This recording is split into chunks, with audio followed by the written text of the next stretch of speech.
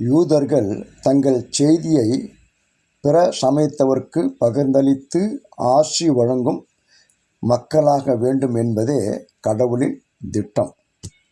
இதனை ஆதியாகமம் 22ஆம் அதிகாரம் 18வது வசனத்தில் பார்க்கலாம். நம்பிக்கையோடு தேடி வருபவர்களை கடவுள் ஒரு நாளும் கைவிட மாட்டார். கடவுள் தம்மை காப்பாற்றிய போது யோனா என்பவர் மகிழ்ச்சி அடைந்தார். ஆனால் நினிவே மக்கள் கடவுளால் மன்னிக்கப்படுவதை யோனா விரும்பவில்லை.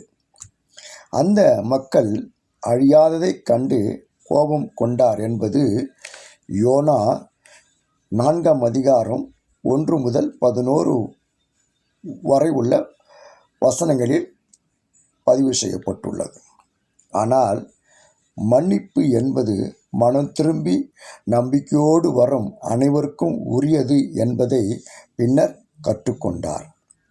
யோனாவின் குற்றத்திற்கும் கோபத்திற்கும் கடவுள் அவரை அழிக்காமல் கடவுள் அவருக்கு அன்பாக அமைதியாக பாடம் கற்றுக் கொடுத்தார்.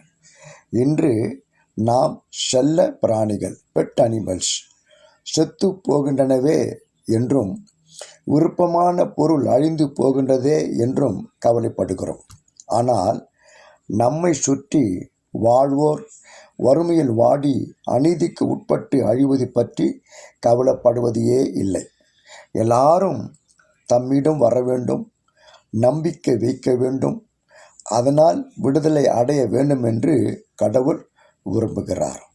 எல்லாரும் கடவுளிடம் நெருங்கி வரவும் அவரிடம் நம்பிக்கை வைக்கவும் விடுதலை பெறவும் அவர்களுக்காக இறைவனிடம் வேண்டுதல் செய்வோம், மன்றாடுவோம்.